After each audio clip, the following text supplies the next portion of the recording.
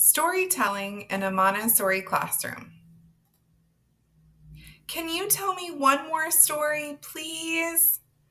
I'm sure all of us, as teachers, parents, caregivers, have heard this question. And for parents or caregivers, probably well past bedtime, right? Stories captivate children like nothing else and have been used longer than any other communication tool for passing along important lessons, information, or simply just to entertain. Historically, reading or writing may have never played any part in many cultures, but storytelling has always been central, and for good reason. A good story engages our brains like nothing else can. Stories are an ancient art and a spiritual practice. We're simply built to tell and to enjoy stories. In the Montessori curriculum, we use the art of storytelling to introduce ideas, to teach new concepts, and to reinforce or extend lessons. Storytelling is an ancient and universal art. The word story comes to us originally from the Latin word historia, meaning history, account, tale, or story. Storyteller Paul Clement Kazaja writes, "The word story comes from the ancient Greek word histor and means literally a narration from a learned man." According to the National Storytelling Network, storytelling is the interactive art of using words and actions to reveal the elements and images of a story while encouraging the listener's imagination. Storytelling includes the several of these facets: interaction, words, actions like gestures, vocalizations, and physical movements, presenting a story, and encouraging the active imagination of the listener. According to Michael J. Dorer, storytelling is a gift that the storyteller gives to the audience. In the case of the classroom, this gift is given to the children and to the future. It is a gift of self, of spirit, of excitement, and of love. Yet, ironically, it is not completely altruistic or selfless. The gift of story enriches the storyteller as much as the audience. And in this, it is one of our greatest artistic techniques. All who participate gain from the experience. Stories are gifts from the past. They exist in all cultures and historical eras and continue to shape us, exposing children to tales of heroism, courage, integrity, kindness, fair play, and love. They comprise a vital element of our collective written and oral literature. According to Dr. Maria Montessori, storytelling encourages the child's great power of imagination. Sharing stories helps children develop language skills, improves their comprehension, and helps them to exhibit interpersonal skills. They develop a child's listening ability, assist in growing their vocabulary, and developing their imagination and their creativity. Research shows that storytelling is effective in growing students' reading, listening, and speaking skills specifically. And they're also a great method of passing on culture. Furthermore, stories are entertaining. They're enjoyable for the listeners and for the storyteller alike. Children simply like to hear stories because they're great fun, making them so usable in the classroom.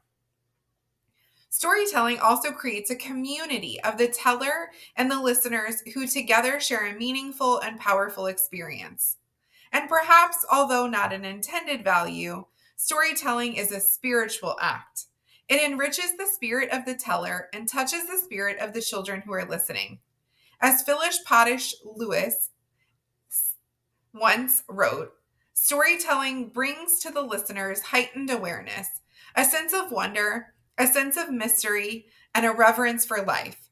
It is through the stories themselves and through the interaction between teller and listener that storytelling goes beyond the surface child to speak to the inner child. Stories are vital to the Montessori experience. Montessori schools use stories at all levels, but there is a special emphasis placed on them during the elementary years. In fact, because of the extent of its basis upon certain key stories known as the Great Lessons, the entire curriculum for the elementary years could be called the story-centered curriculum. Storytelling is used in the Montessori classroom for a variety of purposes. In fact, it's an essential skill for Montessori practitioners to learn. Stories can be used, like we said, to introduce new ideas, to teach new concepts, and to reinforce or extend lessons. Let's take a look now at some common examples of stories that are found in the Montessori classroom, starting with biographical histories and personal stories. Biographical histories are stories about real people. They may share information about great or famous real people from any point in history to inspire students or to amuse. These include personal timelines the children often create each year around the time of their birthday to share with their classmates. For young children, this may include a picture of each year of their life, showcasing some special event or memory. As the child gets older, they may make a physical timeline and include a sentence or a paragraph describing the event that they've chosen to represent for that year of their life. Personal stories can also involve the teacher as storyteller, sharing an incident or a tale from their life that children can relate to their own experiences. Montessori elementary programs offer a thematic approach to learning. Each year, 5 main themes are introduced narratively through the great lessons, sometimes called the great stories. These are 5 impressionistic dramatic stories or story sets that provide a unifying structural framework for all other lessons. The central themes addressed by the great lessons are the development of the universe and the earth, the beginning, development, and diversity of life, humanity and human evolution, human languages and all uses of language, and the history and development of mathematics, including number systems as well as geometry.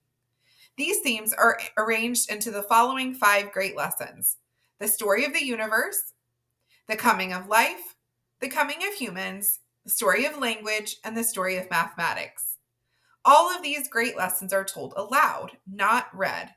And during the story, the teacher may use visual aids like posters, pictures, or charts with impressionistic images. And in some cases, special experiments or demonstrations are also included.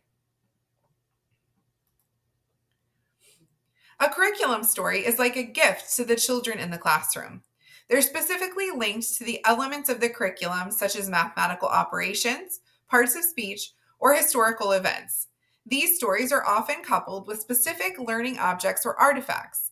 An example of a specific curriculum story is the story of the noun family, which introduces the noun, the adjective, and the article, and compares them to different members of the family with differing roles.